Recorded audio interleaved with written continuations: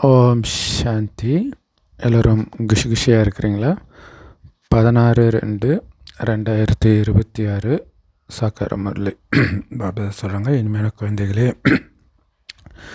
பிராணேஸ்வரன் தந்தை உங்களுக்கு பிராணனை தானமாக கொடுக்குறார், அதாவது உயிர் தானம் கொடுக்குறார். அதுக்கு தான் வந்திருக்கிறார். உயிர் தானம்னா என்ன தெரியுமா? தமோ பிரதானத்தை சதோ பிரதானமாக மாற்றுறது. அதுதான் உயிர் தானம். இல்லை, சதோ பிரதானம் ஆகிறதுனால தானே மீண்டும் ஆத்மா உயிர்த்து சத்தியுகத்துக்கு வருது. கேள்வி: நாடகத்துடைய எல்லா ரகசியமும் தெரியறதுனால குழந்தைங்களுக்கு எந்த காட்சியும் புதுசாக இருக்கிறது கிடையாது. இந்த நேரத்தில் குழப்பம், சண்டை சச்சரவாக தான் இருக்குது உலகம். அதனால தான் விநாச காலத்தில் விபரீத புத்தி அப்படின்னு சொல்லுவாங்க. அதனால் என்ன பண்ணுறாங்க? விபரீத புத்தியாகி தன் குலத்தையே அழிக்கிறதுக்கான சாதனங்களை, அணுகுண்டுகளை, ஆயுதங்களை தயாரிச்சிட்டு இருக்கிறாங்க. ஆனால் இது புது விஷயம் கிடையாது. ஏன்னா இந்த உலகம் மாறித்தான் ஆகணும் அப்படின்னு நமக்கு தெரியும். ஏன்னா மகாபாரத சண்டைக்கு பிறகு தான் நம்முடைய புது உலகம் வரும். ஸோ அதனால் இந்த உலகத்துடைய சண்டை சச்சரவு, உலகத்தை அழிக்கிறதுக்கான ஆயுதங்களை தயாரிக்கிறது, இது இல்லாமல் தனிப்பட்ட முறையில் நமக்கு நடக்கிற துரோகம் எதுவுமே நமக்கு ஆச்சரியத்தை கொடுக்கல, புதுசாக இல்லை. ஏன்னா இது கல்பமாக நடக்குது அப்படின்னு நமக்கு தெரியும். ஏன்னா இதெல்லாம் கடந்து தான் நம்ம புது உலகத்துக்கு போகணும். ஸோ இந்த பாதை தான் நமக்கு டெஸ்ட் பேப்பர். ஸோ பாபா கையை பிடிச்சிட்டு பாபாவின் வழிப்படி நடக்கணும். அதுதான் முக்கியமான விஷயம். பாபாவுடைய வழிப்படி நடக்கிறதே பாபா கையை பிடிச்சிட்டு நடக்கிறது தான். குழந்தைங்கள சொல்லுவோம் இல்லையா, கையை விட்டுறாத, ஒழுங்காக கையை பிடிச்சிக்கோ அப்படின்ட்டு. அந்த மாதிரி குழந்தைங்க கையை நம்ம பிடிப்போம். ஆனால் பாபாவுக்கு நிறைய குழந்தைங்க இல்லையா, நம்ம தான் பாபா கையை பிடிக்கணும். ஸோ இன்றைக்கி அதிகாலையில் யார் முரளி வாசிக்கிறது? முற்றிலும் இருளில் இருக்கக்கூடிய உலகத்துக்கு இது தெரியாது. அந்த ஞானக்கடல் பதித்த பாவனன் பிராணேஸ்வரன் தந்தைகிட்ட இருந்து நீங்கள் இப்போ முரளி கேட்குறீங்க. அவர் தான் பிராணனை காப்பாற்றக்கூடிய ஈஸ்வரன். ஈஸ்வரா, துக்கத்திலேருந்து எங்களை காப்பாற்றுங்கன்னு அவரை கூப்பிடுறாங்க. அவங்க கேட்குறதெல்லாம் எல்லைக்குட்பட்ட உதவி இல்லை, எல்லைக்குட்பட்ட துக்கத்திலேருந்து காப்பாற்ற கேட்குறாங்க. நிரந்தரமாக காப்பாற்றுறதை பற்றி அவங்களுக்கு தெரியாது.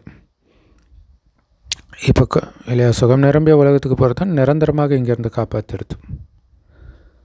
அதனால் நமக்கு எல்லைக்கு அப்பாற்பட்ட உதவி கிடைக்கிது இல்லையா. எல்லைக்குட்பட்ட உதவி செய்ய வரல பாபா. ஏன்னா அவர் எல்லைக்கு அப்பாற்பட்ட தந்தை இல்லையா. ஆத்மா கூட குப்தமாக தான் இருக்குது. அந்த ஆத்மாவுடைய உடம்பு தான் கண்ணுக்கு தெரியுது. ஆத்மா எடுத்த உடம்பு, ஆத்மா தெரியல. ஸோ குழந்தைங்களுக்கு இப்போ அப்பாவுடைய ஸ்ரீமத் கிடச்சிருக்குது, உயர்ந்த வழி. எல்லா சாஸ்திரங்கள்லேயும் உயர்ந்தது கீதை. அதுக்கு தான் அவ்வளோ புகழ். பேரை மட்டும் கிருஷ்ணர்னு போட்டுட்டாங்க அதை சொன்னது. ஆனால் உண்மையிலே அதை சொன்னது சிவபாபா.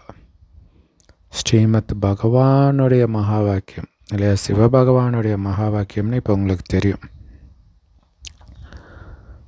ஏன்னா பிரஷ்டாச்சாரிகளை சிரேஷ்டாச்சாரி ஆக்கக்கூடியவர் ஒரு சிவபாபா தான்.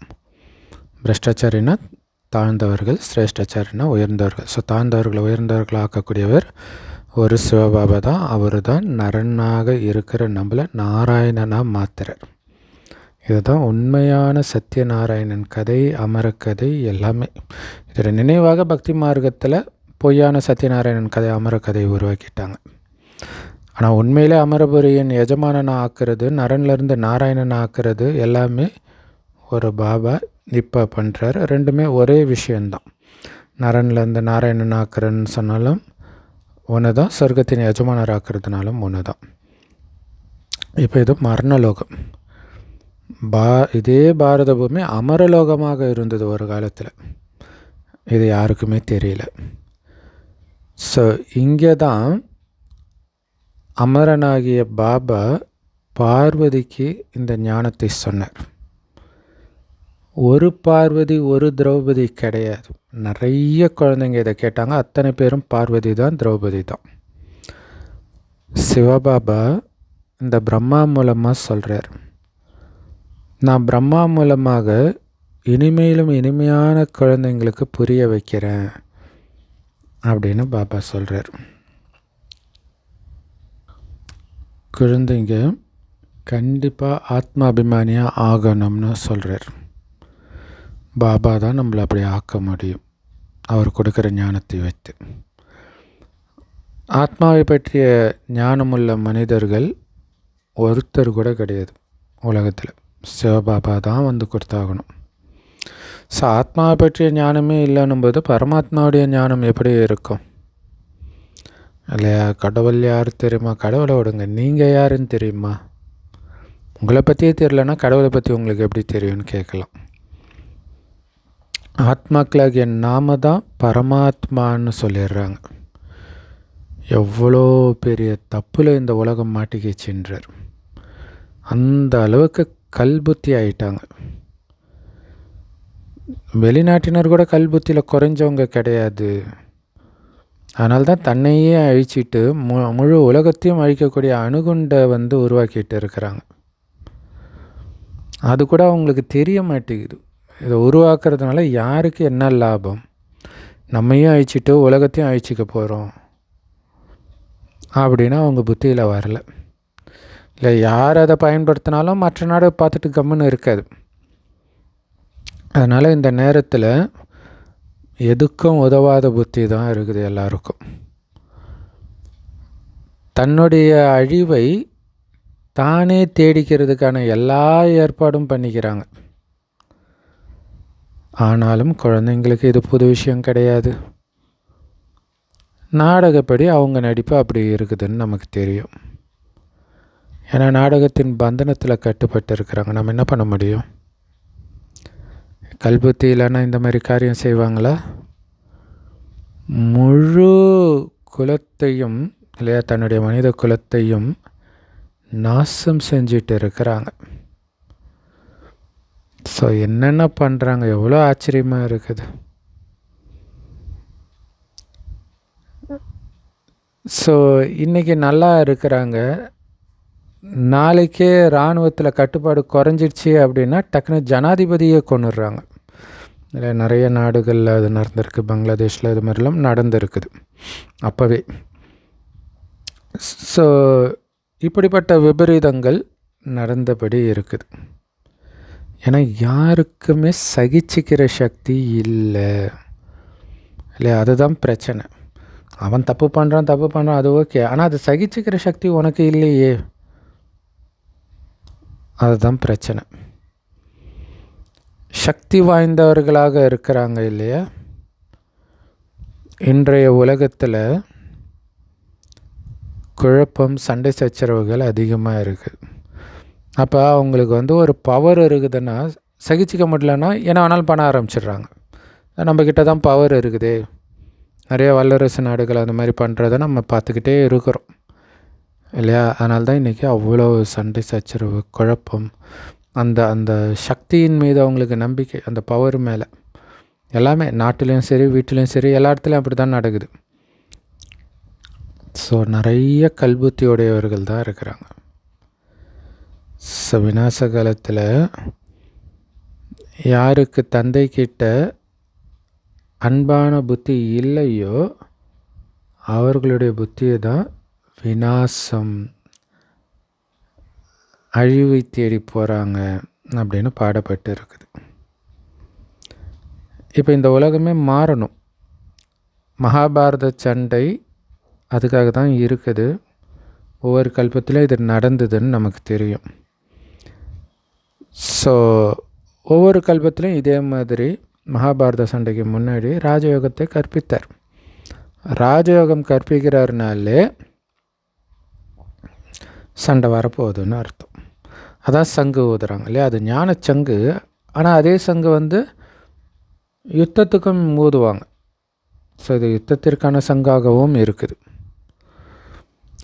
சாஸ்திரங்களில் ஒட்டுமொத்த உலகமும் அழிஞ்சிட்டதாக காட்டிட்டாங்க மகாபாரதத்தில்.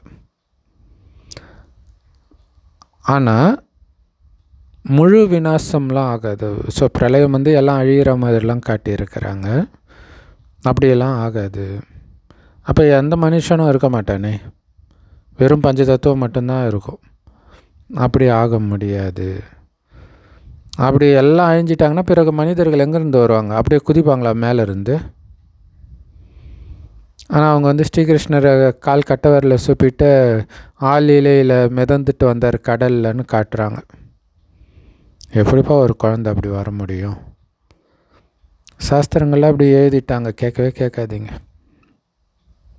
ஸோ இப்போ குமாரிகளாக இருக்கிற உங்கள் மூலமாக தான் இந்த மிகப்பெரிய ஞானத்தில் வித்வானாக இருக்கிறாங்க பாருங்கள், பீஷ்ம பிதாமகர் மாதிரி, அவங்க மேலேயும் ஞான அம்புகள் விடப்படும் குமாரிகளாகிய உங்கள் மூலமாக.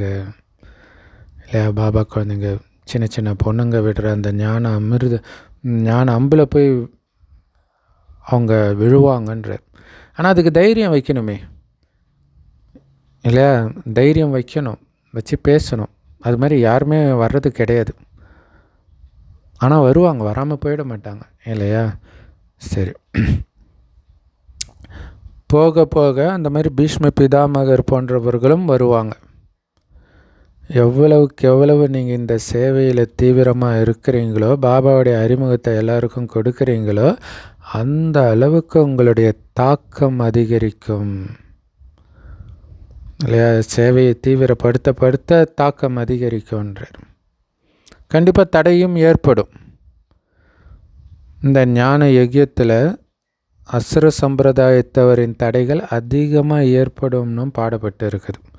இந்த அசுர சம்பிரதாயம்னா பாபா குழந்தை இல்லாதவர்கள்னு அர்த்தம் இல்லை, பாபா குழந்தைகள்லையும் அசுர குணம் கொண்டவர்கள் மூலமாகவும் தடை வரும் இல்லை. இப்போ வெளியில் இருக்கிறவங்கள சேவைக்கு தடை போடுறாங்க.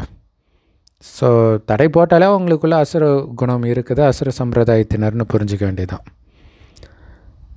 ஸோ அவங்களுக்கு பாவம் கல்புத்தி மனிதர்களாக இருக்கிறாங்க இல்லையா, அதனால் அசுர சம்பிரதாயம்னா என்னன்னு கூட அவங்களுக்கு தெரியல.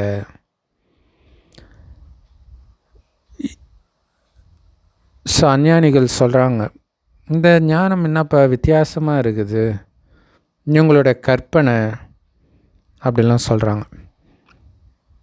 இது புது உலகத்துக்கான புது விஷயம் அப்படின்னு உங்களுக்கு தான் தெரியும் இல்லை. இப்போ கூட இயேசு சிலுவையில் அரைஞ்சதுக்கும் கிருஷ்ணர் படுத்துட்டு இருக்கிறதுக்கும் என்ன சம்மந்தம்னா ஜென்ரல் வீடியோ நம்ம போட்டிருப்போம். இயேசு சிலுவையில் அறையும்போது கிருஷ்ணர் என்ன பண்ணாருன்ட்டு. ஸோ அதுக்கு ஒரு முஸ்லீம் சகோதரர் கமெண்ட் போட்டிருக்காரு, இதெல்லாம் உங்கள் கற்பனை, எல்லா மதமும் ஒன்றுன்றதை நிரூபிக்கிறதுக்காக நீங்கள் இஷ்டத்துக்கு ஏதோ கற்பனை சொல்லிகிட்டு இருக்கிறீங்க அப்படின்றாங்க. ஸோ அவங்களால அதை புரிஞ்சிக்க முடியல.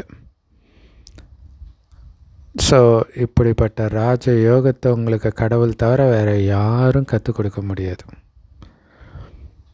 அந்த கடவுள் கற்றுக் கொடுக்குற ஞானத்தை அந்த அந்த போதையில் தான் நம்ம தைரியமாக போய் பேசுகிறோம். இல்லைன்னா ஐயோ அவங்களுக்கு அவ்வளோ தெரியுமே, ஒன்றும் தெரியாது, அதான் உண்மை. அவங்க மதத்தின் விஷயமே அவங்களுக்கு தெரியாதுன்றதான் உண்மை. ஸோ பாபா ஞானத்தை படிச்சுட்டு அதை படிக்கும்போது தான் நமக்கு அதுவே தெரியுது.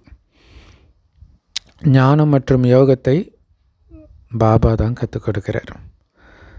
ஏன்னா சத்கதி கொடுக்குற வள்ளல் அவர் ஒருத்தர் தான், அவரைத்தான் பதித்த பாவனர்னு சொல்கிறோம்.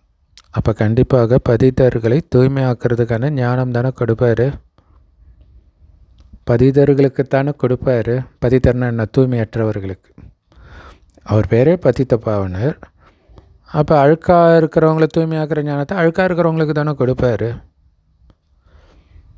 நாம் கல்புத்தி உடையவராக இருக்கும்போது இந்த ஞானத்தை கொடுத்து பாபா நம்மளை தங்க புத்தி உடையவர்களாக மாற்றுறார். நாம் தங்க புத்தி உடையவர்களாகி பாரஸ்நாத் ஆகிறோம் இல்லையா, அந்த தங்க யுகத்தின் தலைவன் ஆகிறோம் அப்படின்னு புரிஞ்சுக்கிறோம். ஏன்னா இதே பாரதம் தங்க யுகமாக சத்யுகமாக இருந்தது. மனிதர்கள் அந்த சொர்க்கத்தில் வாழ்ந்த தேவதைகளுக்காக எவ்வளவு கோயில் கட்டி இருக்கிறாங்க. ஆனால் அந்த கோயிலில் இருக்கிற சிலைகள் யாரோடது, அவங்க என்ன செஞ்சுட்டு போனாங்க அப்படிங்கிற அர்த்தம் கொஞ்சம் கூட யாருக்கும் தெரியாது. பாரஸ்நாத்துடைய கோயிலும் இருக்குது, ஆனால் யாருக்கும் அது தெரியாது. ஏன் பாரஸ்நாத்ன்னு சொல்கிறோம்? பாரஸ்நாத்னா தங்கத்தலைவன், பாரஸ்னா தங்கம். இதே பாரதம் தங்கபுரியாக இருந்தது, அங்கே தலைவனாக எஜமானனாக இருந்தாங்க. தங்கம் வைரம் வைடூரியங்கள்னால் ஆன மாளிகைகள் இருந்தது. நேத்தைய விஷயன்றார். ஆனால் இது தெரியாமல் அவங்க சத்தியுகத்துக்கு லட்சக்கணக்கான வருஷங்கள் சொல்லிட்டாங்க. முழு நாடகமே வெறும் 5000 வருஷம்தான்னு பாபா சொல்கிறார். ஸோ இன்றைய பாரதம் எப்படி இருக்குது, ஆனால் நேற்று எப்படி இருந்தது அப்படின்னு பாபா கம்பேர் பண்ணி சொல்கிறார். ஒருவேளை லட்சக்கணக்கான வருடத்துக்கு முன்பு தான் சத்தியுகம் இருந்துச்சுன்னா இன்றைக்கி யாருக்குமே அது ஞாபகம் இருக்காது. ஆனால் இப்போ உங்களுக்கு ஞாபகம் வந்துடுச்சு இல்லையா? அந்த 5000 வருஷம் முன்னாடி உள்ள விஷயத்தை ஞாபகப்படுத்துறதுக்கே இவ்வளோ மெனக்கிட வேண்டியதாக இருக்குது பாபா. லட்சக்கணக்கான வருஷம் முன்னாடி இருந்தால் எப்படி ஞாபகம் வரும்? பாபா ஒவ்வொரு 5000 வருஷத்துக்கு பிறகும் நமக்கு இதை ஞாபகப்படுத்துகிறார். இந்த லக்ஷ்மி நாராயணனுடைய ராஜ்யம் எப்போ இருந்தது, எத்தனை வருடம் ஆகுது அப்படின்னு நீங்கள் யார்கிட்டையாவது கேட்டிங்கன்னா லட்சக்கணக்கான வருடம் முன்னாடி இருந்துச்சுப்பான்ருவாங்க. ஆனால் இது வெறும் 5000 வருஷம்தான்னு நீங்கள் அவங்களுக்கு புரிய வைக்கணும் இல்லையா? கிறிஸ்துவுக்கு இத்தனை வருடம் 3000 வருடத்துக்கு முன்னாடி சொர்க்கம் இருந்ததுன்னு சொல்கிறாங்க. பாபா வர்றதோ பாரதத்தில் தான். அதனால தான் அவருடைய ஜெயந்தி இங்கே தான் கொண்டாடுறாங்க இன்றைக்கி இல்லையா? சிவராத்திரி. அப்போ கண்டிப்பாக ஏதோ செஞ்சுட்டு போயிருக்கிறாங்க தானே அப்படின்னு நமக்கு பாபா புரிய வைக்கிறார் இல்லையா? சிவனுக்கு பிறந்தநாள் கொண்டாடுறாங்கன்னா அவர் ஏதோ பண்ணிட்டு போயிருக்கிறார்ல. கம்முன்னு வந்தார், அப்படியே உட்காந்துட்டு இருந்தார் அப்படின்ட்டு ஈஷாவில் சொல்லியிருக்கிறாங்க. கம்முன்னு உட்காந்துட்டு இருக்கிறவருக்கு கோலகாலமாக பிறந்தநாள் கொண்டாடுறாங்க. ஸோ பதித்த பாவனர்னால தூய்மையாக்குறது தான் அவருடைய வேலை. அப்போ தூய்மையாக்கி இருப்பார் இல்லை? ஸோ இல்லைன்னா சும்மா பிறந்த நாள் கொண்டாடுவாங்களா? ஏதோ ஒன்று பண்ணிட்டு போனதுனால தான் அவருக்கு பிறந்த நாள் கொண்டாடுறாங்க. அவர் ஞானக்கடல். அப்போ கண்டிப்பாக ஞானத்தை கொடுத்து தான் தூய்மையாக்கி இருப்பார். தூய்மையாக்கிறதுக்கான ஞானத்தை கொடுத்துருப்பார். யோகத்தில் உட்காருங்க, உங்களை ஆத்மான்னு புரிஞ்சுக்கிட்டு தந்தையை நினைவு செய்யுங்க அப்படின்னு சொல்கிறார். இது ஞானம் தானே இல்லையா? ஆத்மான்னு உணர்ந்து அப்பாவை நினைவு செய்யுங்கன்றது தானே ஞானம். மற்றபடி சாது சன்னியாசிகள்லாம் ஹடயோகிகள். ஸோ கால் மேலே கால் வச்சு பத்மாசனம் இந்த மாதிரி பல விதமான ஆசனத்திலலாம் உட்காடுறாங்க. என்னென்னலாம் பண்ணிகிட்டு இருக்கிறாங்க. ஒத்த காலில் இருக்கிறாங்க, ஒரு காலை தூக்கி கழுத்தில் போட்டுக்கிறாங்க. தாய்மார்கள் நீங்கள் அப்படி பண்ண முடியுமா? அப்படி உட்கார முடியுமா? அப்படி உட்காரவும் முடியாது. அப்படி உட்கார வேண்டிய அவசியமும் கிடையாது உங்களுக்கு. ஏன்னா இனிமையான குழந்தைகள் நீங்கள் எதுக்கு கஷ்டப்படணும்? ஸ்கூலில் மாணவர்கள் விதிப்படி தானே உட்காடுறாங்க. அவங்க இஷ்டத்துக்கு கண்ணாப்பினான்னு உட்காடுறாங்களா? ஸோ ஆக்சுவலாக பாபா உங்களுக்கு அது கூட சொல்லலை. நீங்கள் கரெக்டாக இப்படி தான் உட்காரணுன்னு கூட சொல்லலை. எப்படி வேணாலும் உட்காந்துக்கோங்க இல்லையா? சிலருக்கு காலை மடித்து உட்கார முடியாது, நீட்டிட்டு உட்காந்தா நல்லாயிருக்கும். உட்காந்துக்கோங்க. உட்காந்து கழிச்சு போயிடுச்சா படுத்துக்கோங்கன்றார் பாபா. எதுவும் தடை சொல்லலை. ஸோ இந்த ஞானம் புரிஞ்சுக்கணும், அவ்வளோதான். இதில் கஷ்டப்படக்கூடிய விஷயம் எதுவும் கிடையாது. நீங்கள் எவ்வளோ நோய்வாய்ப்பட்டு இருந்தாலும் சிவபாவுடைய ஞானத்தை கேட்டபடியே அவருடைய நினைவில் இருந்தபடியே உடலில் இருந்து உயிர் பிரியலாம் இல்லையா? இங்கே உயிர் பிரியும் போது எப்படி பிரியணும், எங்கே போகணும், அந்த புரிதலோடு போகணும், ஆனந்தமாக போகணும். கங்கை கரையில் இருந்தபடி வாயில் கங்கா ஜலம் இருக்கணும், அப்போ தான் உயிர் பிரியணும் அப்படின்னு சொல்கிறாங்க. அதெல்லாம் பக்தி மார்க்கத்தின் விஷயம். இதுதான் உண்மையிலே ஞான அமிர்தத்தின் விஷயம். உண்மையிலே இப்படித்தான் உயிர் பிரியணும். இந்த ஞான அமிர்தம் புத்தியில் இருந்துக்கிட்டே சுற்றிக்கிட்டே இருக்கும்போது உயிர் பிரியணும்னு உங்களுக்கு தெரியும். ஸோ இப்படி தான் பாபா குழந்தைங்க சரீரத்தை விடணும். இதுதான் லட்சியம் இல்லையா? பாபா நினைவு, பாபா ஞானத்தின் நினைவு, சொர்க்கத்துக்கு போகிறோன்ற நினைவு, அந்த ஆனந்தத்திலே உயிர் பிரியணும். ஸோ பாபா சொல்கிறாரு, குழந்தைங்க பரந்தாமத்திலிருந்து என்னை விட்டுட்டு போயிடுறீங்க. ஆனால் நானும் பாருங்க குழந்தைங்கள கூடவே அழைச்சிட்டு போகிறோம். ஸோ குழந்தைங்களுக்கும் பாபாவுக்கும் வித்தியாசத்தை சொல்கிறாரு பாருங்க. ஸோ குழந்தைகளாகி உங்களை நான் வீட்டுக்கு அழைச்சிட்டு போகிறதுக்காக தான் வந்திருக்கிறேன். ஏன்னா உங்களுக்கு வீட்டை பற்றியும் தெரியாது, வீட்டுக்கு போக வேண்டிய அந்த ஆத்மாவை பற்றியும் தெரியாது. மாயை முற்றிலும் உங்கள் சிறகுகளை கட் பண்ணிடுச்சு. அதனால் ஆத்மாவுக்கு பறக்க முடியல. ஏன்னா ஆத்மா தமோ பிரதானமாக இருக்குது. ஸோ தமோ பிரதானம் ஆகிறது தான் சிறகை உடைக்கிறது. ஸோ எது வரைக்கும் சதோ பிரதானமாகலையோ அது வரைக்கும் சாந்தி தாமத்துக்கு போக முடியாது. ஸோ இதோடைய நினைவாக தான் ராமாயணத்தில் சீதையை ராவணன் கடத்திட்டு போகும்போது ஜடாயுன்னு ஒரு பறவை சீதையை காப்பாற்ற வரும். அந்த பறவையுடைய சிறகை ராவணன் கத்தியால் வெட்டிடுவான். ஸோ அப்படின்னு அர்த்தம் தமோ பிரதானம் ஆகுதுன்னு அர்த்தம். அதனால் அப்படின்னு அர்த்தம் ஆத்மான்றதை மறந்துடுது, வீட்டையும் மறந்துடுது, தமோ பிரதானமாக வேறு ஆயிடுது. ஸோ இதை தான் சிறகுகள் ஒடிக்கப்படுறது. இப்போ ஆத்மா ஞாபகம் வச்சுக்கணும், வீட்டை ஞாபகம் வச்சுக்கணும், பாபாவை நினச்சி சதோ பிரதானமாகணும். அப்போ அந்த சிறகுகள் மீண்டும் முளைச்சிடும். அப்போ தான் சாந்தி தாமத்துக்கு போக முடியும். நாடகத்திட்டப்படி எல்லாருமே தமோ பிரதானமாக ஆகித்தான் தீரணும் கலியுகத்தின் இறுதியில். இந்த நேரத்தில் முழு மரமும் முற்றிலும் பட்டு போகிற நிலைக்கு வந்துடுச்சின்னு நமக்கு தெரியும். எல்லா ஆத்மாக்களுமே தமோ பிரதானமாக இருக்கிறாங்க அப்படின்னு குழந்தைங்களுக்கு தெரியுது. புது உலகத்தில் தான் சதோ பிரதானமாக இருப்பாங்க. இங்கே யாருமே சதோ பிரதான நிலையில் இருக்க முடியாது. ஒருவேளை இங்கே ஆத்மா தூய்மை அடைஞ்சிடுச்சு அப்படின்னா அதுக்கப்புறம் ஆத்மா இங்கே இருக்காது, இந்த தமோ பிரதான உடம்பில் இருக்காது, ஒரேடியாக ஓடிடும். ஸோ அப்படி தான் உயிர் பிரியணும். சதோ பிரதானமாகி பறந்து போயிடணும். இங்கே அடித்து துரத்துறது கிடையாது. இல்லை, இங்கே இருக்கக்கூடிய மரணம்லாம் அடித்து துரத்துறது. ஆனால் நம்ம ஆனந்தமாக டக்குன்னு போயிடுவோம். அந்த சொர்க்கத்தையே நினச்சி அங்கே ஓடி போயிடுவோம். ஸோ எல்லோரும் முக்திக்காக அல்லது சாந்தி தாமத்துக்கு போகிறதுக்காகத்தான் பக்தி பண்ணுறாங்க. ஆனால் யாருமே திரும்பி போக முடியாது.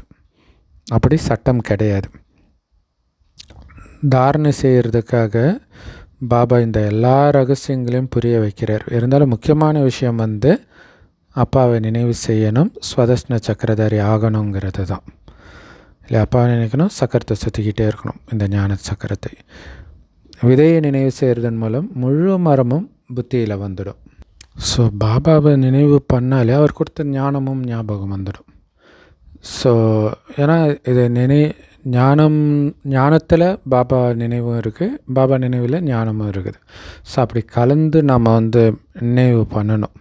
அதுதான் விதையில் முழு மரமும் வந்துடுதுன்றார். இந்த மனித சிருஷ்டி மரம் முதல்ல சின்னதாக இருக்கும், பிறகு தான் கொஞ்சம் கொஞ்சமாக பெருசாக வளரும். ஏன்னா பல தர்மங்கள் இருக்குது இல்லையா? நீங்கள் ஒரு வினாடியில் இதை தெரிஞ்சுக்கிறீங்க. 5000 வருஷத்தின் ரகசியத்தை ஒரு வினாடியில் தெரிஞ்சுக்கிறீங்க. ஆனால் உலகத்தில் பாருங்கள், யாருக்குமே இது தெரியாது.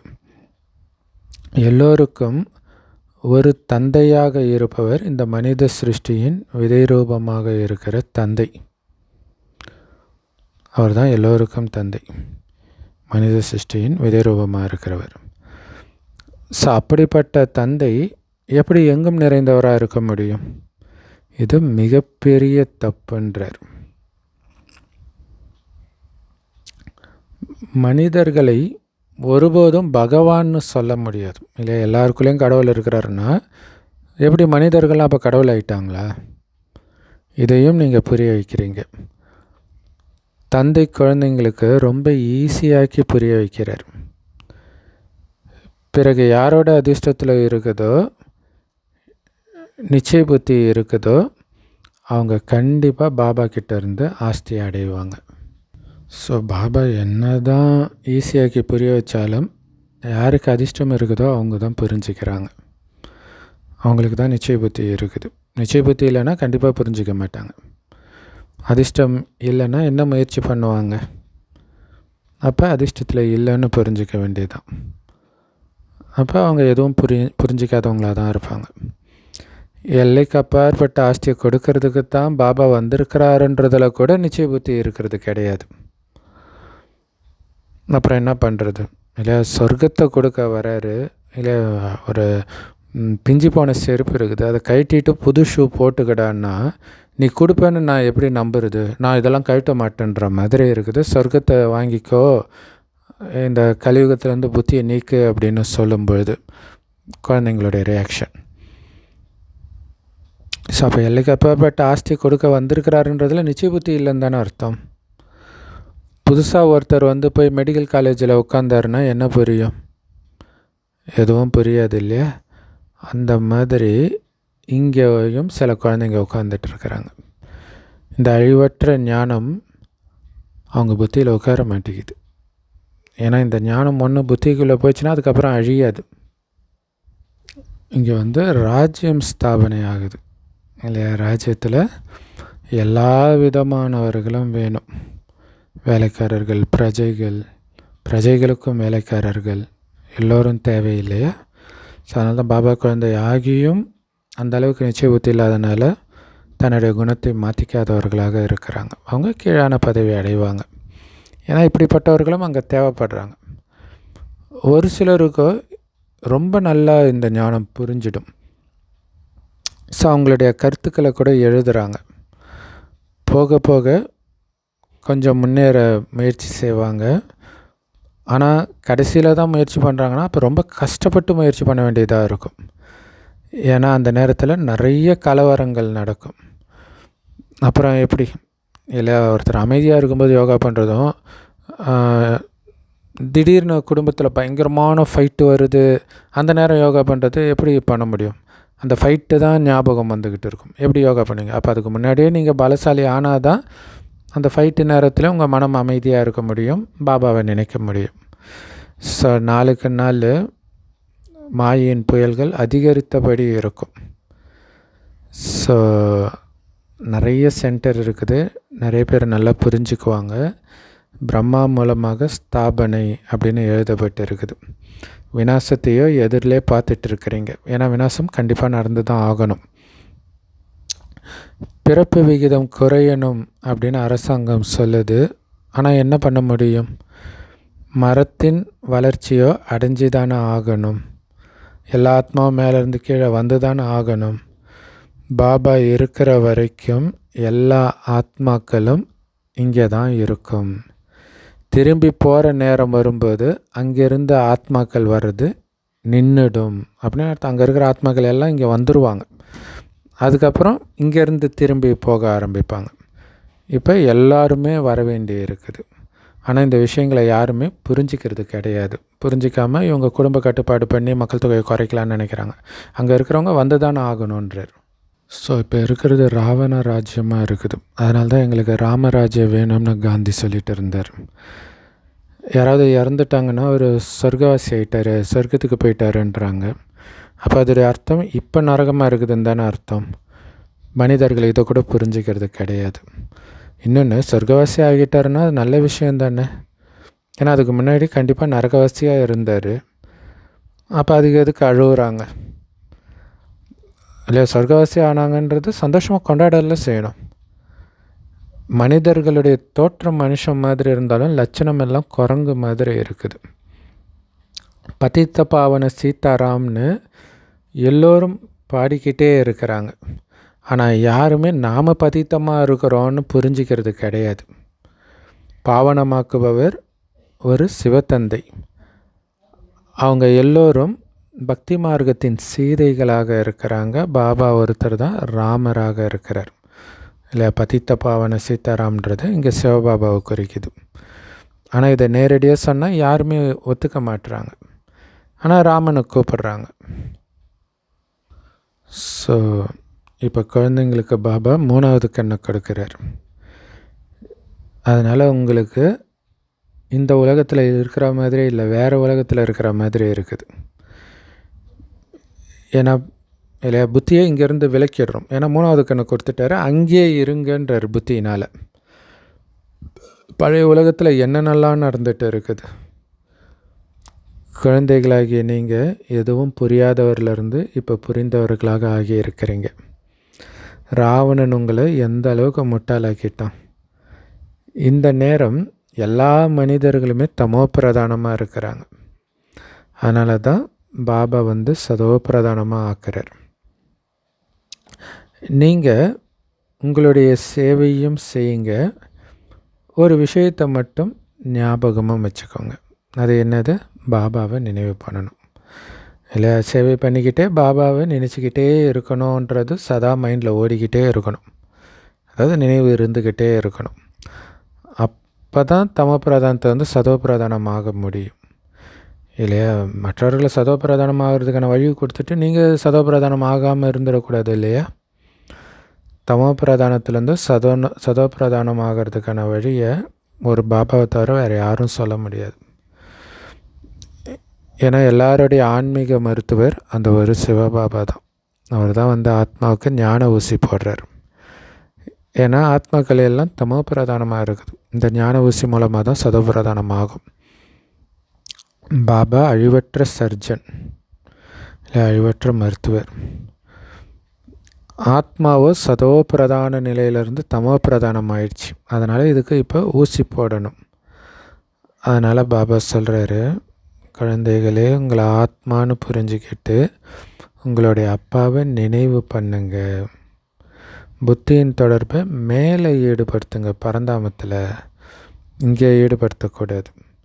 இங்கே வாழ்ந்தபடியே தூக்கில் தொங்குற மாதிரி உங்களுடைய புத்தியின் யோகத்தை சதா அந்த இனிமையான வீட்டின் மீது ஈடுபடுத்துங்க. நாம் இனிமையான அமைதி நிறைந்த வீட்டுக்கு போகணும். அதை தான் நிர்வாண தாமம் அப்படின்னு சொல்லப்படுது, அந்த இனிமையான வீட்டை. ஸோ அது ஒரு சூப்பரான பாயிண்ட்டு, வாழ்ந்தபடியே தூக்கில் தொங்குறதுன்றது. ஸோ இதை பற்றி தான் நம்ம ஒரு வீடியோ கூட போட்டிருக்கிறோம். பாபாவை ஏன் நினைக்கணும், எப்படி நினைக்கணும் அப்படின்னு. ஸோ அந்த வீடியோலாம் அவசியம் பாருங்கள். முரளியோடு சேர்த்து அதுவும் போடுறோம். ஸோ அது சுய புருஷார்த்தத்துக்கு மெயினாக யூஸ் ஆகும்.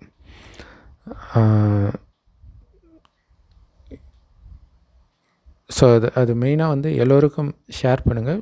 அப்படி ஷேர் பண்ண முடியல பாபாவுடைய ஞானத்தை அப்படின்னா கூட இது கீழே ஹைப்புன்னு ஒரு பட்டன் இருக்கும். கீழே லைக்கு ஷேரெல்லாம் இருக்கிற மாதிரி ஹைப்புன்னு இருக்கும், ஹைப்புன்னே எழுதியிருக்கும். அதை நீங்கள் கிளிக் பண்ணிங்கன்னா யூடியூபே மற்ற பாபா குழந்தைங்களுக்கு இதை ஷேர் பண்ணும். ஸோ அவசியம் நம்மளுடைய ஒவ்வொரு வீடியோவும் எதெல்லாம் உங்களுக்கு ரொம்ப பிடிச்சிருக்குதோ அதுக்கு ஹைப்பு கிளிக் பண்ணுங்கள். ஸோ அற்புதமான முரளி கொடுத்த அன்பான தாய் தந்தை பாப்தாதாவுக்கு அன்பு நினைவுகள் மற்றும் காலை வணக்கம். பாப்தாதா சொல்கிறாங்க, இந்த பழைய உலகம் விநாசமாக போகுது. அதனால் இதில் இருந்து நாம் முற்றிலும் விடுபட்டவன்னு புரிஞ்சுக்கணும். இல்லையா? தூக்கில் தொங்குறதுன்னு சொன்னார். நேற்று விருந்தாளினும் சொன்னார் இல்லையா? சும்மா இங்கே வந்துட்டு போகிறோம், அவ்வளோதான். மரத்தின் வளர்ச்சி கூடவே வரக்கூடிய தடைகள்ன்ற புயல்களை கண்டு பயப்படக்கூடாது இல்லையா? ஒரு பக்கம் இந்த தேவதை கன்று வளர்ந்துட்டு இருக்குது, ஆனால் அதுக்கு தடையும் வரும். அதை கண்டு பயப்படக்கூடாது, கடந்து போய்கிட்டே இருக்கணும். அது வரதான் செய்யும். ஆத்மாவை சதோபிரதானமாக்கிறதுக்காக ஞானன்ற ஊசியையும் யோகன்ற ஊசியையும் போட்டுக்கிட்டே இருக்கணும். அதாவது பாபாவை நினச்சிக்கிட்டே இருக்கணும்.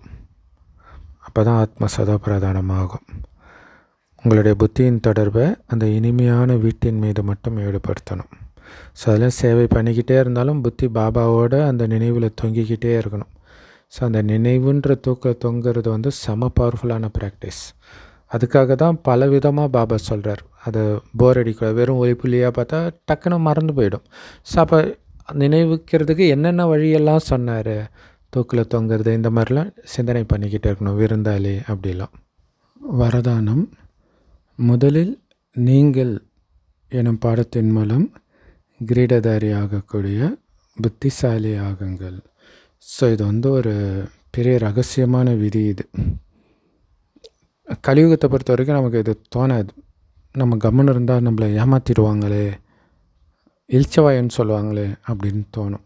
ஆனால் அது உண்மை கிடையாது. ஏன்னா இது யூனிவர்சல் லா. ஸோ அதை பாபா சொல்கிறாங்க. பாப்தாதா தன்னை கீழ்ப்படியும் சேவகன்னு சொல்கிறார். ஆனால் உலகம் கடவுளை எங்கே வச்சுருக்குது? நான் உங்களுக்கு வேலைக்காரன்னு அவர் சொல்கிறதுனால அவர் எங்கே வச்சுருக்குது? இல்லையா, கோபுரத்தில் வச்சுருக்குது. அதே மாதிரி குழந்தைங்களும் அப்போ பாருங்கள், அப்போ பாப்தாதா கிரீடதாரி ஆகிடுறாங்க சேவகன்னு சொன்னதுனால. அதேமாதிரி குழந்தைங்க நீங்கள் கூட பணிவோட மற்றவர்களுக்கு உயர்ந்த பதவி கொடுத்துடுங்க. பிறகு ஆசனத்தை, அதாவது மற்றவங்களை நீங்கள் ஆசனத்தில் சீட்டில் உட்கார வச்சிங்கன்னா அவங்களே இறங்கி உங்களை சீட்டில் உட்கார வைப்பாங்க. ஆனால் அவங்கள உட்கார வைக்காமல் நான் போய் உட்காரணும்னு நீங்கள் நினச்சிங்கன்னா அவங்க உங்களை உட்கார விட மாட்டாங்க. அதனால் பிறரை உட்கார வைக்கிறது தான் நீங்கள் உட்கார்றதுன்னு புரிஞ்சுக்கோங்க. அதனால் முதல்ல நீங்கள் அப்படின்னு மற்றவர்களை முன்னுக்கு வைக்கணுன்ற பாடத்தை உறுதிப்படுத்துங்க. அப்போ தானாகவே சமஸ்காரம் இணைஞ்சு போயிடும் ஈஸியாக, இல்லையா? மற்றவங்களே உயர்த்தும் போது நீங்கள் கிரீடதாரியாகவும் ஆகிடுவீங்க. இதுதான் புத்திசாலி ஆகிறதுக்கான வழி. இதில் நீங்கள் முயற்சியும் பண்ண தேவையில்ல பாருங்கள். ஆனால் பலன் ரொம்ப அதிகன்றார். ஸோ இன்றைக்கி வரைக்கும் இல்லையா, பாரதத்துடைய முதல் பிரதமர் நேரு. ஆனால் நமக்கு டக்குன்னு அந்த ஒரு உயர்ந்த இடத்துல பாரத தலைவர்னு எடுத்திங்கன்னா மகாத்மா காந்தி தான் ஞாபகம் வருது. ஏன்னா அவர் எந்த பதவியும் வகிக்கலை, இல்லையா? எல்லாத்துக்கும் தகுதி இருந்தும் அது எனக்கு தேவையில்லைன்னு விலகுனதுனால தான் அவருக்கு மரியாதை. ஸோ இது ஒரு பெரிய சீக்ரெட் இது. அப்போ யார் இது வந்து மகாபாரதத்தில் கூட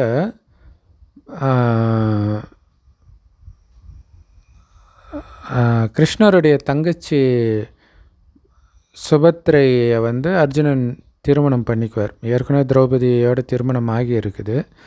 ஸோ இப்போ மறுபடியும் இன்னொரு பொண்ணை அழைச்சிட்டு வரும்போது எவ்வளோ பிரச்சனை வரும். ஏன்னா அது வெறும் மனைவி மட்டும் கிடையாது, அடுத்த ராணி பட்டத்துக்கு போட்டியாக வேறு வந்துடுது. இப்போ எவ்வளோ பிரச்சனை வரும். ஸோ அவ்வளோ கோபமாக திரௌபதி இருக்கிறாங்க. அப்போ கிருஷ்ணர் என்ன சொல்கிறாருன்னா, நீ வந்து இளவரசியாக போகாத, ராணியாக போகாத, வேலைக்காரியாக போ அப்படின்னு சொல்லுவார். ஸோ அதனால் அவங்க யாதவ குலம் இல்லையா, ஸோ பால்கார பொண்ணு மாதிரி சாதாரண ட்ரெஸ்ஸை போட்டுட்டு வேலைக்காரி வந்திருக்கிறேன்னு ராணிக்கிட்ட சொல்லுங்கன்னுவாங்க. சரி கூப்பிட்டு வந்த பார்த்தா இவங்க வந்திருக்கிறாங்க. எதுக்கு வேலைக்காரின்னு சொன்னீங்கன்னு, நான் அதுக்காக தான் வந்திருக்கிறேன், வேலைக்காரியாக இருக்க தான் வந்தேன். உடனே உங்கள் காலு கீழே கிடக்க தான் நான் வந்திருக்கிறேன் அப்படின்ட்டு சுபத்ரை சொல்லுவாங்க திரௌபதி கிட்ட. அப்படியே காலில் விழுந்துருவாங்க, அதாவது காலு கீழே தான் இருப்பாங்க. திரௌபதி வந்து சேரில் சிம்மாசனத்தில் உட்காந்துட்ருப்பா. உடனே திரௌபதி ஏந்திரிச்சு அவங்கள தோலை பிடிச்சி தூக்கி சுபத்ரை கிட்ட சொல்லுவாங்க, நீ வந்து இங்கே வேலைக்காரியாக இல்லை, என் இதய சிம்மாசனத்தில் உட்காந்துட்ருக்கிற, ஸோ கூட நீ சிம்மாசனத்தில் உட்காரணுன்ட்டு அவங்க உட்கார வைப்பாங்க. எப்போ? பணிவாக இருக்கும்பொழுது. ஸோ இதுதான் பெரிய விஷயம். ஆனால் இது சில இடங்களில் தோற்று போகிற மாதிரி தெரியும். ஆனால் அவங்க இதயத்தில் நீங்கள் மிக உயர்ந்த இடத்துல இருப்பீங்க. அது உங்களுக்கு தெரியாது. ஒரு டைம் ஆகும்போது அவங்க அதை உணர்வாங்க. அதனால தான் பாபா சொல்கிறாரு, குழந்தையாக இருந்தாலும் அன்பாக புரிய வைங்க. அன்புனால் நடக்காத விஷயம் கிடையவே கிடையாது. அன்பு, பணிவு, அதுதான் மிகப்பெரிய ஆயுதம் நமக்கு அப்படிங்கிறார்.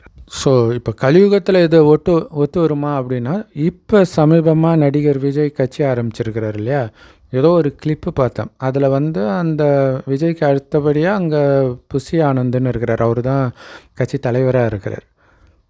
அப்போ ஏதோ ஒரு மீட்டிங் போல் இருக்குது. அங்கே வந்து யாரையோ கூப்பிட்டு சேரில் உட்கார வைக்கிறார் புஷி ஆனந்த். அவர் உட்கார மாட்டுறார். அவர் ஏற்கனவே ஒரு சேரில் உட்காந்துட்டு இருந்தார். அவரை பிடிச்சி இந்த சேரில் உட்கார வச்சோடனே அவர் என்ன பண்ணார், டக்குன்னு கீழே உட்காந்துட்டார். நீங்கள் உட்காருங்க போது, இல்லை நான் உட்கார மாட்டேன், டமால்னு கீழே உட்காந்துட்டார். அதுக்கப்புறம் என்ன ஆச்சுன்னு தெரில, பட் அது சொல்கிறேன். அதில் இருந்தால் தானாகவே இறங்கி உங்களை உட்கார வைப்பாங்க, இல்லை உட்காந்து நீங்கள் உட்காருங்க அப்படின்னாரு. ஸோ இது வந்து மிக உயர்ந்த பண்பு இது. அதனால் மற்றவங்களுக்கு உயர்ந்த அப்போ எல்லாமே இப்போ சேவை நடக்கிறதுலாம் பார்த்திங்கன்னா இதுக்கெல்லாம் காரணம். இப்போ நிறைய இடங்களில் வந்து இதுக்கு காரணம் சேவை நடக்கிறதுக்கு காரணம் இவங்க தான் அப்படின்வாங்க. ஆனால் வேலை செய்கிறது இவங்களாக தான் இருப்பாங்க. ஆனால் புகழ அவங்களுக்கு கொடுப்பாங்க. இது ஒரு யுக்தி. இன்னொரு விஷயம் என்னென்னா இதனால் தடை வராது இல்லையா. அவங்களுக்குள்ள அதுன்னா இவங்க பயங்கரமாக சேவிச்சுறாங்க, நம்மளும் எத்தனை வருஷம் இருக்கிறோன்ற அந்த ஒரு வரும் இல்லையா ஸ்லைட்டாக பொறாமை. ஸோ அது அடிபட்டு போயிடும். ஏன்னா எனக்கு ஊக்கப்படுத்துனதே அவங்க தான். நிறைய பிரபலமானவர்கள் இதை சொல்லும் போதெல்லாம் இப்போ தோணுது, நிஜமாகவே அவங்க ஊக்கப்படுத்துனாங்களா இல்லை இவங்க அப்படி முன்னுக்கு வச்சு அவங்க மனசை குளிர்ச்சி படுத்துகிறாங்களான்னு நமக்கு தெரியாது. சரி, ஸோ அதனால் நீங்கள் உட்கார நினைக்காதீங்க, அவங்கள உட்கார வைங்க, தானாகவே உங்களை அவங்க உட்கார வைப்பாங்க. ஸோ அதனால் முதல்ல நீங்கன்ற பாடத்தை உறுதிப்படுத்துங்க. இப்போ தானாகவே சமஸ்காரம் இணைஞ்சு போகும், ஈஸியாக கிரீடதாரி ஆகிடுவீங்கன்றார். இதுதான் புத்திசாலி ஆகிறதுக்கான வழி. ஏன்னா இந்த வழியை கற்றுக் கொடுப்பவர் புத்திவானுக்கெல்லாம் புத்திவானாகிய சிவபாபா. இப்போ கண்டிப்பாக அதுதான் கரெக்டான வழியாக இருக்கும். ஸோ இதே தான் அங்கே பைபிளில் ஒரு கணத்தை இருந்தால் மறு கணத்தை காட்டுன்னு சொல்லப்பட்டிருக்கு. திருப்பி அடிக்காத இன்னொரு கணத்தை காட்டுன்ட்டு. ஸோ இதுவுமே நிஜத்தில் வந்து எங்கள் ஊரில் ஒரு பெரிய ரவுடி இருந்தார். அப்போ ஏதோ வழியில் வரும்போது அவங்க ஆட்கள்லாம் சேர்ந்து ஓய் ஓய்னு மிரட்டுவாங்க. ஸோ அப்போ ஒரு பாபா குழந்தை, இப்போ அவர் மதுபனில் இருக்கிறாரு, அவர் பேங்க் மேனேஜராக இருந்தார். அப்போ அவர்கிட்ட வரும்போது அவர் என்ன சொல்கிறார், என்ன பண்ண போகிற, அடிக்க போறியா, இந்த அடி அப்படின்ட்டு இப்படி குனிஞ்சி காட்டினாராம். அவன் அப்படியே போயிட்டானான். அப்போ பாருங்கள், இது எப்போவுமே வெற்றி பெறும். குனிகிறவங்களை யாரும் வெட்ட மாட்டாங்க. இதான் இங்கே முக்கியமான விஷயம். நான் யார் தெரியுமா அகங்காரம் ஆடும்போது தான் இந்த பிரச்சனையே வரும். ஏன்னா அகங்காரம் அவங்களுக்குள்ளே இருக்கிற அகங்காரத்தை தோண்டும், பணிவு அவங்களுக்குள்ளே இருக்கிற பணிவை தோண்டும். ஸ்லோகன், அவ்வியக்த நிலையை அனுபவம் பண்ணணும் அப்படின்னா உள்நோக்கு முகமாகவும் ஏகாந்தவாசியாகவும் ஆகுங்கள். அப்போ தான் அவ்வியக்த நிலை அனுபவம் ஆகும் இல்லையா. தனக்குள்ளே பார்த்துட்டு இருக்கணும், தனிமையில் இருக்கணும், விடுபட்டு இருக்கணும், அதான் மெயின். அப்போ தான் அவ்வியக்த நிலை அனுபவம் ஆகும் இல்லையா. நான் இப்போ எப்படி இருக்கிறேன், நான் எப்படி இருக்கிறேன், மற்ற வெளியில் இருக்கிற அதையும் பார்க்காதீங்க. அவங்க புகழ்ந்தாலும் கவலை எடுத்துக்காதீங்க, இகழ்ந்தாலும் எடுத்துக்காதீங்க. ஏன்னா ரெண்டுமே மாறும். இகழறாங்கன்னு நீங்கள் வெறுப்பீங்க, கடைசியில் ஒரு நாள் அவங்க உங்களுக்கு க்ளோஸ் ஆவாங்க. புகழறாங்கன்னு சந்தோஷப்படுவீங்க, ஒரு நாள் உங்களுக்கு எதிரியாக துரோகியாக மாறுவாங்க. ஸோ இந்த ரெண்டுத்துலேருந்தும் விலகி இருங்க. அப்போ தான் அவ்வியக்த நிலை ஒரே சீரான மனநிலை இருக்கும். அவ்வியக்தேஸ்வரா சம பவர்ஃபுல். அவ்வியக்தேஸ்வரா ஒற்றுமை மற்றும் நம்பிக்கை என்னும் சிறப்புகள் மூலம் வெற்றி நிரம்பியவராகுங்கள். இதுவரைக்கு ஒவ்வொரு பாபா குழந்தையும் ஒவ்வொரு மலருக்கும் ஒரு தனி சிறப்பு இருக்குது. ஸோ தனித்தனியாக ஒவ்வொரு மலரும் அதோடைய வண்ணங்களின் அழகை காட்டுறாங்க, அவங்களுடைய விசேஷத்தை. ஆனால் பூச்செண்டாகும்போது தான் நறுமணம் கமழும் சக்தியும் வெளிப்படும் இல்லை. எல்லாம் ஒன்று சேரும்போது அந்த வாசனை எப்படி இருக்கும். ஸோ அப்போ தான் இந்த குழுவின் சக்தியின் மூலமாக பரமாத்மாவை வெளிப்படுத்துறதுக்கு நீங்கள் நிமித்தமாக முடியும். அதுதான் அந்த குழுவின் சக்தி தான் ரொம்ப முக்கியமானது இல்லையா. ஒற்றுமை அது ரொம்ப முக்கியம். இப்போ ஒவ்வொருத்தரும் தனித்தனியாக இருக்கிறாங்க இல்லையா. இந்த சென்டர் அந்த சென்டருக்கு போகாத, அந்த சென்டர் இந்த சென்டருக்கு போகாத, இதுதான் எல்லா இடத்துலையும் நடந்துகிட்டு இருக்குது. ஸோ அதனால் தனித்தனியாக இருக்கிறதுனால என்ன பண்ணுங்க, ரொம்ப கஷ்டப்பட்டு முயற்சி பண்ணுறீங்க இல்லையா. நம்ம ராஜ்யத்துக்கு தான் இங்கே முயற்சி பண்ணிகிட்ருக்குறோம், இந்த இடத்த டெவலப் பண்ணுறது கிடையாது. அதை புரிஞ்சுக்கணும். எங்கே உருவானாலும் நம்ம ராஜ்யத்துக்கு வராங்கன்ற அந்த சந்தோஷம் இருக்கணும். ஏன்னா இந்த கல்வியே எதிர்காலத்துக்கு தான், இப்போதைக்கு கிடையாது. ஸோ இது தெரியாமல் இப்போவே நீங்கள் பிரிஞ்சு இருந்தீங்க அப்படின்னா கஷ்டப்பட்ட அதிக முயற்சி பண்ண வேண்டியது இருக்கும். ஆனால் குழுவில் ஒருமித்த கருத்தோடு நீங்கள் செயல்பட்டீங்கன்னா முயற்சி கம்மியாக இருக்கும், ஆனால் வெற்றி மிக அதிகமாக கிடைக்கும் ஈஸியாக. ஓம் சாந்தி. சம powerful Murali. Love you Bap Dada. Thank you Bap Dada. குஷியாக இருங்க, குளிர்ச்சியாக இருங்க.